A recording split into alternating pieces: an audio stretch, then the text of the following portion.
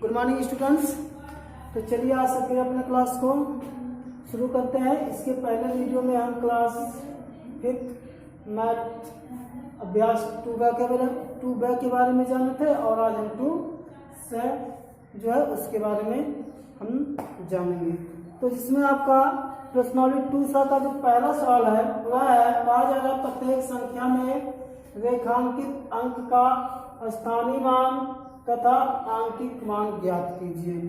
तो चलिए हम पहला सवाल आपको सॉल्व करते हैं। तो देखिए बच्चों, यह हमारा पहला सवाल है जो लिखा गया है आपके बोर्ड पर, उसमें से हमें क्या बताना है। इस संख्या में जो रेखांकित भाग है यानी इस 8 के नीचे एक रेखा खींचा गया है और इसी 8 का आपको क्या बताना, स्थानीय मान बताना है और अंकित मान बताना है। तो स्थानीय मान के लिए तो पहले बच्चे हम इसका स्थानीय मान निकालेंगे। स्थानीय मान, तो स्थानीय मान क्या होता है, तो पहले जिस संख्या का स्थानीय मान निकालना रहता है बच्चों, उस संख्या को हम क्या कर लेते हैं, लिख लेते हैं। उसके बाद देखते हैं कि उसके बाद कितने अंक हैं, यानी 1 2 3 4 5 6 7, यानी 7 अंक है, 7 संख्या है। तो इसके आगे हम क्या कर सकते हैं, 7 जीरो बढ़ा सकते हैं। 1 2 3 4 5 6 7, यही इस संख्या का स्थानीय मान होगा।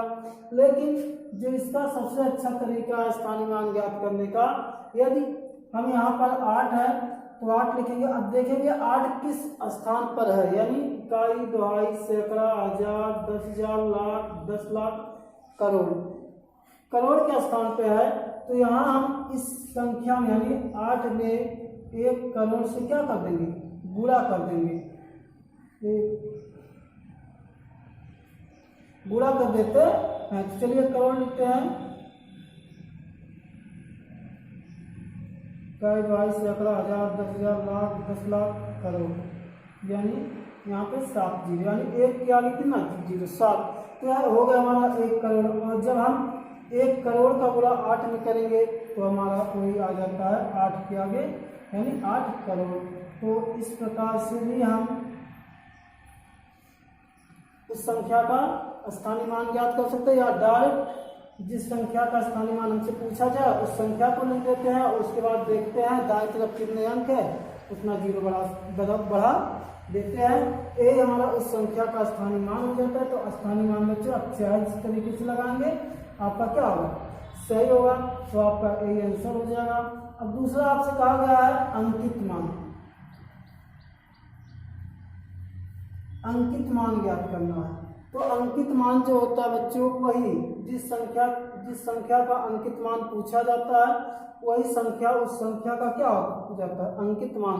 तो हमसे यहाँ 8 का अंकित मान पूछा गया तो 8 ही इस संख्या का अंकित मान हो जाए। यही आपके इस सवाल का क्या था, आंसर था।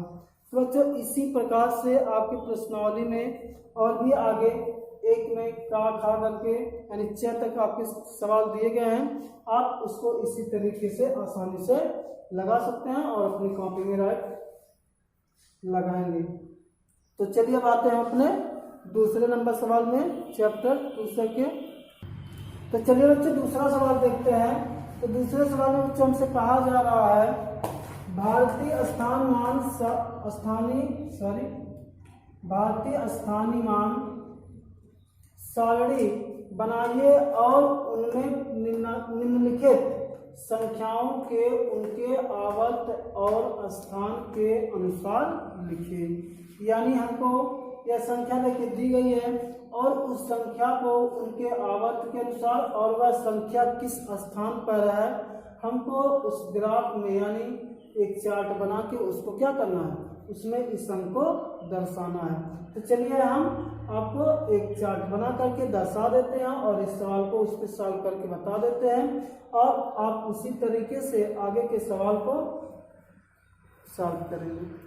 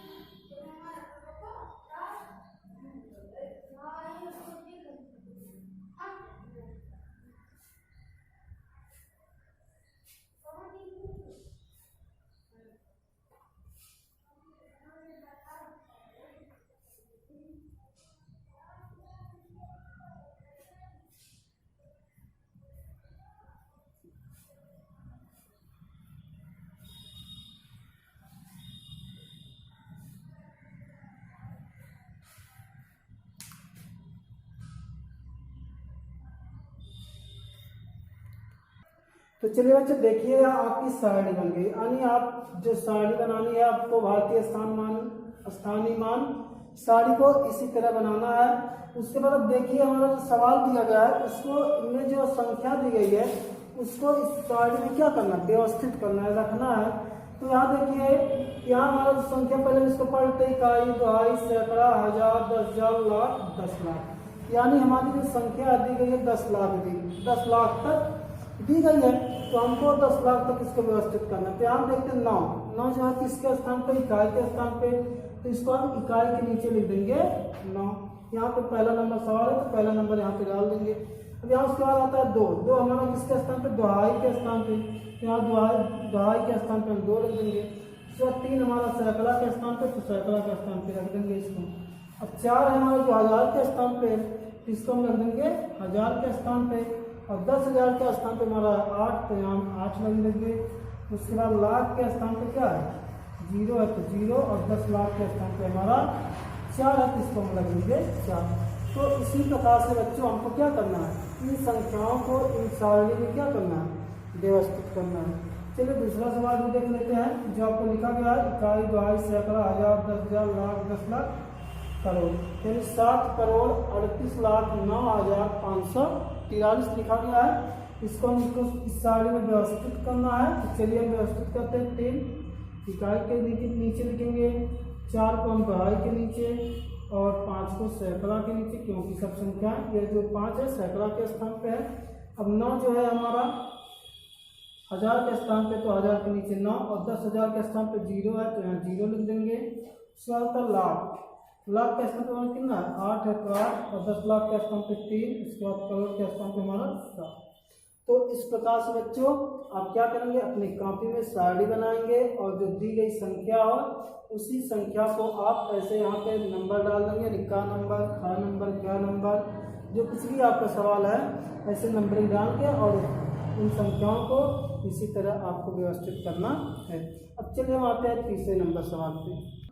तो चलिए बच्चों जो तीसरा नंबर है उसमें हमसे कहा जा रहा है कि निम्नलिखित संख्याओं का विस्तृत रूप लिखें, यानी हमको संख्या दी गई है और इस संख्या का विस्तृत रूप लिखना है।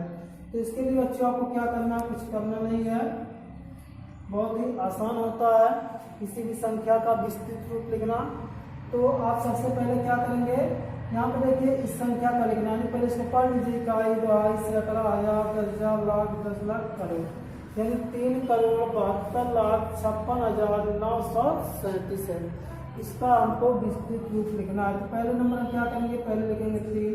अब 3 के आगे देखेंगे कितने अंक हैं, यानी कितनी संख्या, 1, 2, 3, 4, 5, 6, 7, तो इसके आगे 7 जीरो लगा देंगे, 1, 2, 3, 4, 5, 6, 7, इसके बाद लगाएंगे प्लस।